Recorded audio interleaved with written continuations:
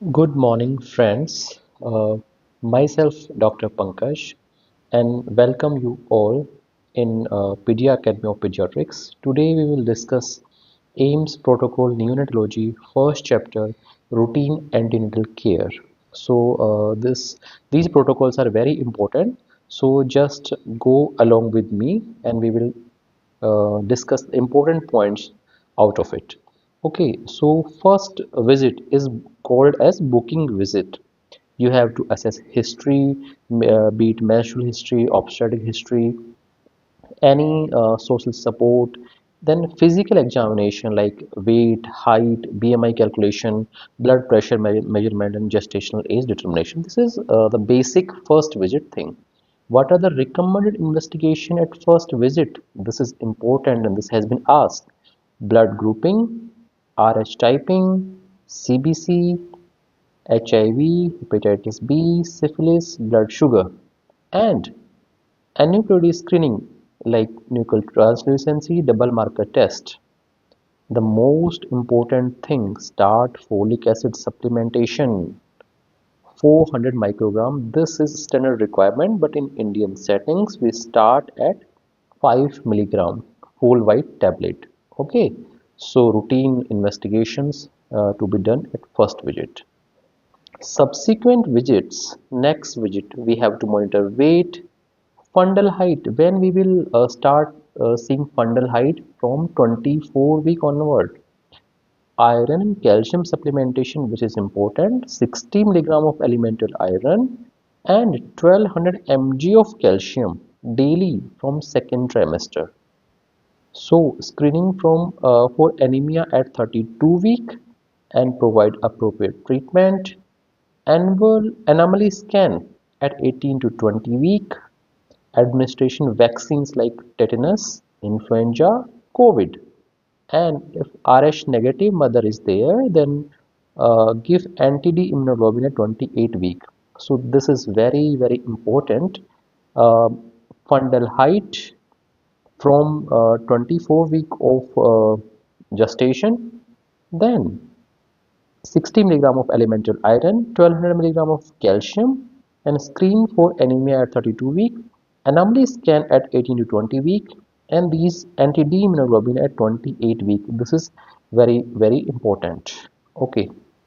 Common symptoms or management, like you have seen this in first trimester, female complaint of nausea and vomiting, so you can advise them small frequent meal, avoid fatty meal, consider medication for severe cases, excluding hyperemesis gravidarum. There are criteria of hyperemesis gravidarum, but as of now we can, this is out of scope of this discussion. Vaginal discharge in pregnancy. This is normal unless foul smelling or associated with soreness.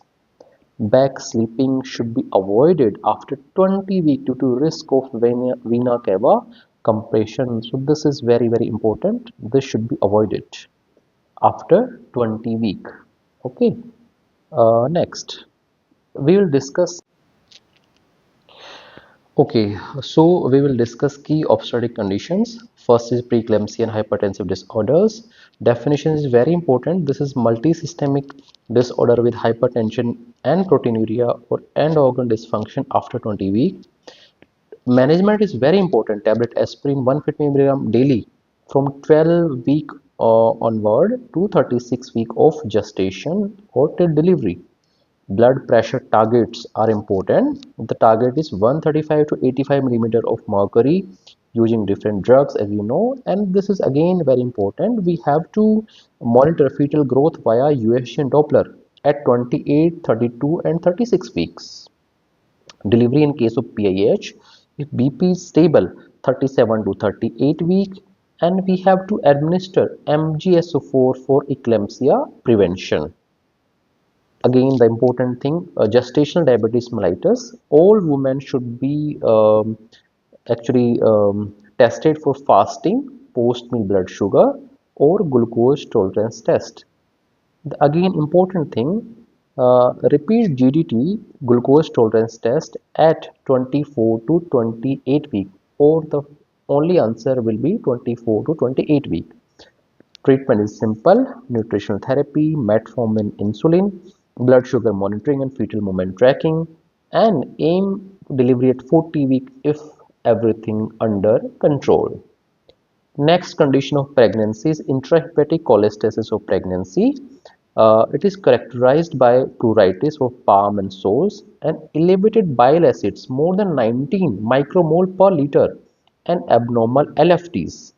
Management: ursodeoxycholic acid UDCA for symptom control, vitamin K prothrombin time is prolonged, and plan between 37 to 38 weeks. Antepartum hemorrhage, placenta previa, diagnose, you have to diagnose with anomaly scan, delivery plan in 37 week in stable cases. Placental abruption is actually emergency, you have to deliver as soon as possible. Fetal growth restriction, key signs are like abdominal circumference and estimated fetal weight if both are less than third centile. And management, you have to umbilical artery abnormality you have to see and deliver based on the condition. Indication of delivery, this is important. This table is directly from AIMS protocol of neonatology. When we have to deliver any gestational age in presence of maternal indication like severe preeclampsia, spontaneous repeated unprovoked FHR deceleration, abnormal biophysical profile score of 4 or less, abnormal ductus venous waveform, STV less than 2.6 deliver at 26 to 28 week, STV less than 4.5 after 34 week, reverse and diastolic flow beyond 30 week, absent and diastolic flow umbilical artery 32 to 34 week, and this is PI criteria which is not important, and 38 to 39 delivery of cerebral blood flow redistribution. Indication of elective cesarean section: abnormal CTG, ductus venous Doppler alteration, absent or reverse umbilical artery and diastolic flow, altered biophysical profile, and maternal indication. Again, these are criteria of PIH delivery. In case of PIH before 37 week, if 3 or more hypertensives are there, oxygen saturation is less than 90, HELP syndrome is there, eclampsia is there, placental abruption is there, and diastolic flow in umbilical artery is there, and non-assuring CTG is there, you have to deliver.